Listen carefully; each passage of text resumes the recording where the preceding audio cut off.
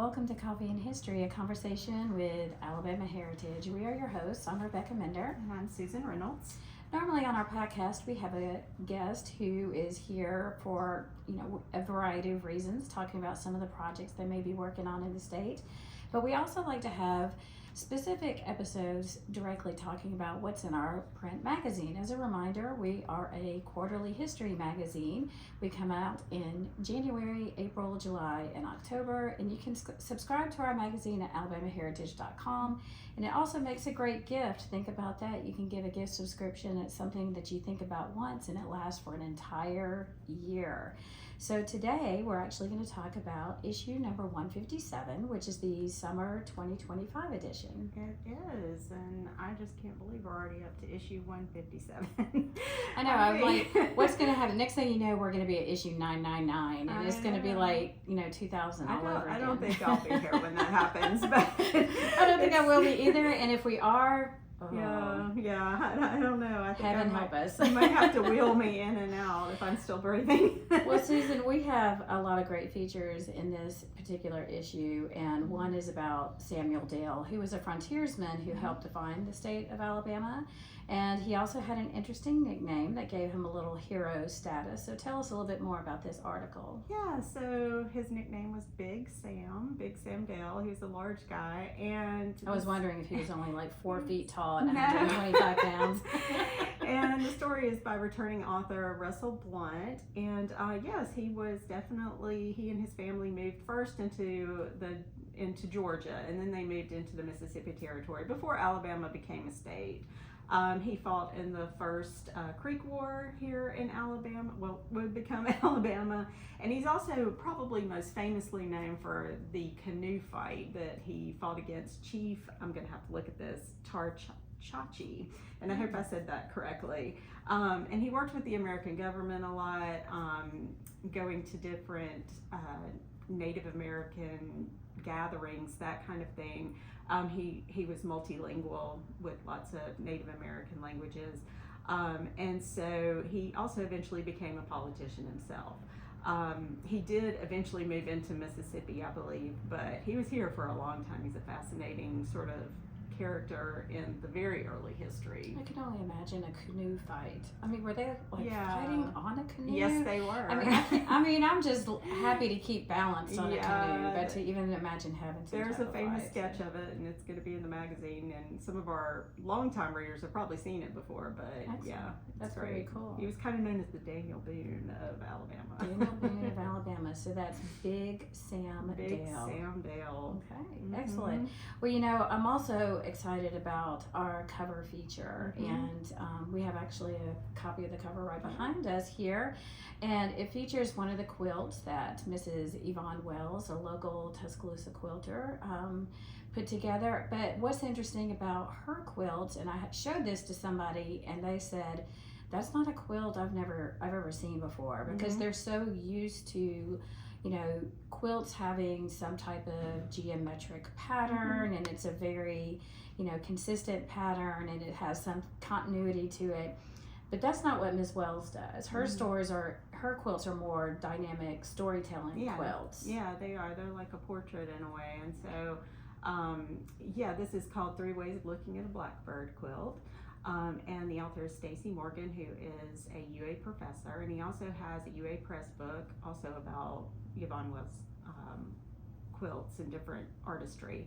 And he spends a lot of time just in our article talking about that artistry and her artistic practice, looking at some of the quilts and the stories they tell and what she's trying to portray through her storytelling. So it's going to be really great. It's got a lot of great photos too.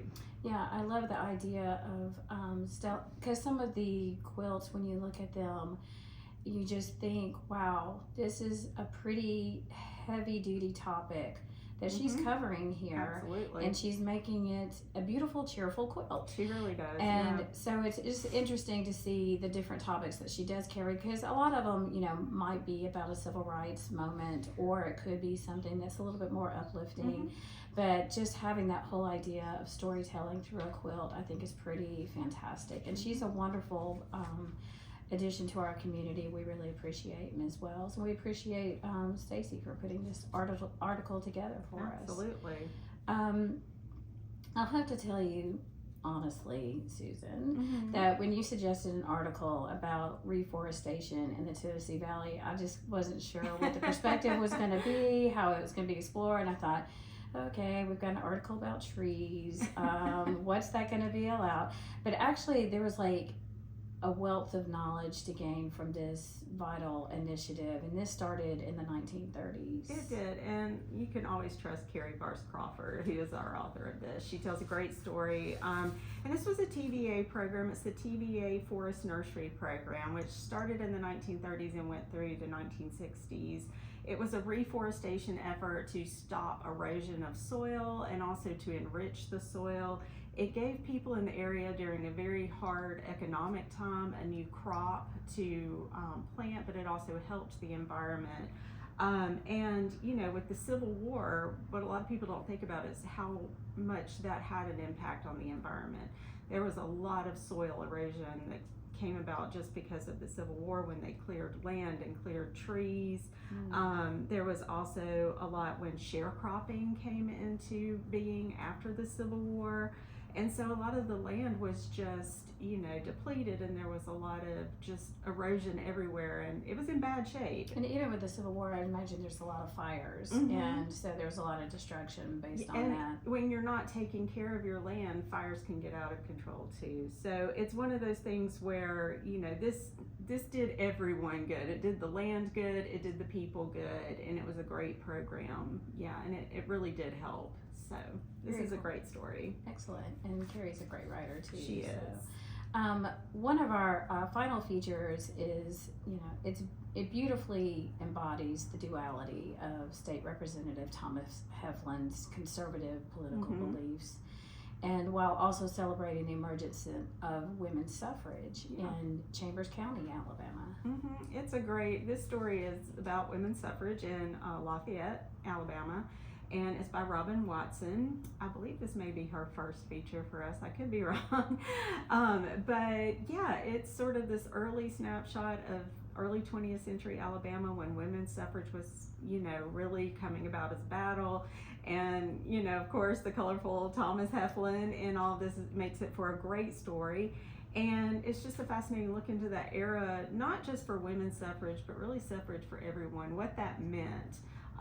Because, of course, as we know, even when women got the right to vote, that did not empower everyone to have the right to vote. So this article covers that as well. So it's really fascinating.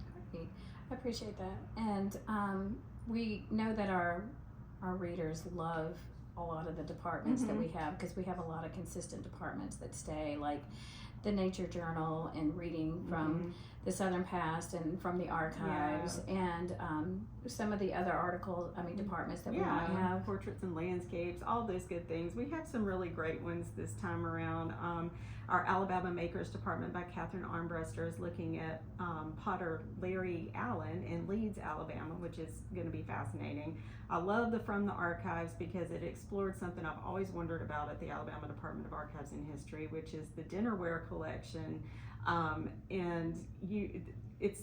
It belonged to William Rufus King, who was our 13th vice president, but he was also a minister of France. And you can go into the Milo B. Howard area room on the first floor of the archives, and you can see this collection, and it's fascinating because they have baccarat crystal in there.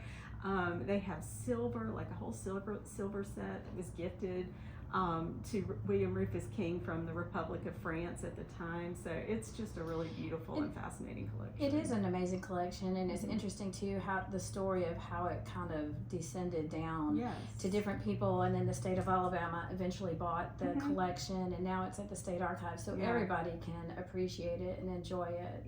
And it sounds kind of funny to say, oh, there's a display of China, but it's beautiful and it's amazing and it's so different, but the stories behind the gifting of it too. That's what makes it so interesting. And then the other department I want to mention is our Portraits and Landscapes department about the Civil War bread riots of 1863. This is fascinating because a lot of people know, of course, there were lots of food shortages during the Civil War, but Mobile became even more complicated because they were blockaded at the port there. They didn't have a lot of supplies coming in and out. And I love this story because the women had just had it. Right. And so they get their signs, they march, they protest, and then they get down and they start looting. It is a really fascinating story. It happened on September 4th, 1863, and they made their point. Let's put it that way. So this is a really interesting Yeah, tale. and it's cool because it's like they got more support than